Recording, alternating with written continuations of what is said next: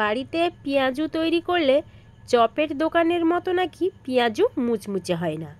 আজ আমি শেয়ার করব চপের দোকানের মতো মুচমুচে পেঁয়াজু। আসসালামু আলাইকুম everyone, welcome to Mampi's kitchen. মুচমুচে তো বটেই, আর টেস্ট হবে দোকানের থেকেই কোনো অংশে কম নয়।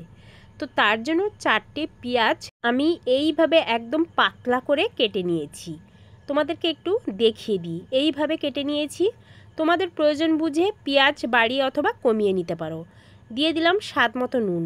নুনটা দিয়ে বেশ ভালো করে কষলিয়ে নিতে হবে, এতে করে পেঁয়াজের ভিতর থেকে পানিটা বেরিয়ে আসবে। তো বেশ ভালো করে কষলানো হয়ে গেছে, এই পর্যায়ে আমি মশলাগুলো অ্যাড করব। তো দিয়ে দিলাম হলুদের গুঁড়ো, দিয়ে দিলাম ঝালের গুঁড়ো। ঝালটা তোমাদের পছন্দ মতো দেবে, এখানে চাইলে তুমি কিন্তু কাঁচা লঙ্কাও ব্যবহার করতে পারো।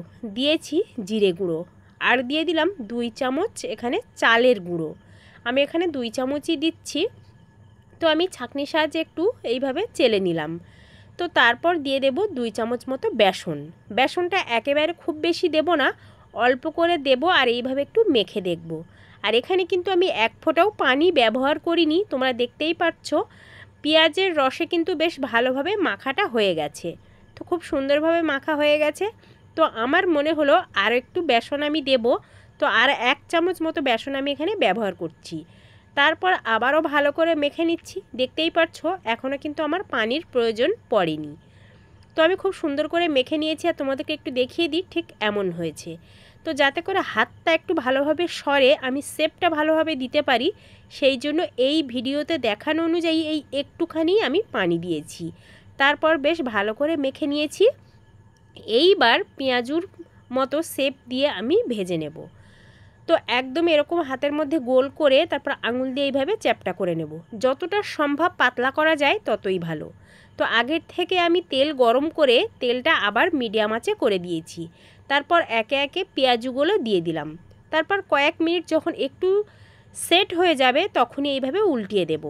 এটা কিন্তু একদম মিডিয়াম আঁচে করতে হবে, তাহলে বেশ মুচমুচে ব্যাপারটা আসবে।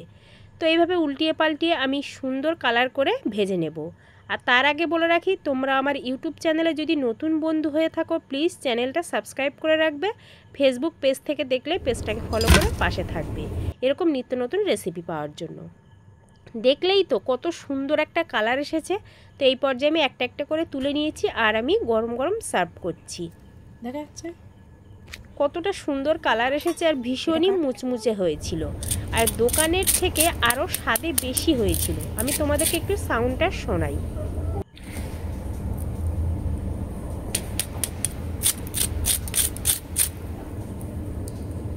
দেখতেই পারলে কতটা মুচমুচে, কতটা সুন্দর হয়েছে। তো তোমরা বাড়িতে কিন্তু এরকম ঝটপট পেঁয়াজু তোমরা তৈরি করে খেতে পারো। সন্ধ্যাবেলা চায়ের সাথে একটু স্ন্যাক্স খেতে মন চায়, আর দোকানে কিন্তু এরকম একটা করে পেঁয়াজু 5 টাকা পিস পড়ে যায়। তো বাড়িতেই কিন্তু ঝটপট পেঁয়াজ দিয়ে এরকম সহজে তোমরা পেঁয়াজুটা তৈরি করে চায়ের সাথে পরিবেশন করতে পারো, বা বিকালে সন্ধ্যার আড্ডাটা জমিয়ে নিতে পারো। রেসিপি ভালো লাগলে কমেন্টে জানিও কেমন হলো, আর ভালো লাগলে বেশি করে বন্ধুদের মাঝে শেয়ার করে দিও। আমি সন্ধ্যাবেলা মুড়ির সাথে সার্ভ করেছিলাম এই গরম গরম পেঁয়াজু। সঙ্গে যদি 1 কাপ চা হতো তাহলে কিন্তু আরও দারুণ জমে যেত। তো চাটা আর করিনি, আমি এই মুড়ির সঙ্গেই সন্ধ্যাবেলা খেয়েছি, আর সন্ধ্যার টিফিনটা সেরে নিলাম।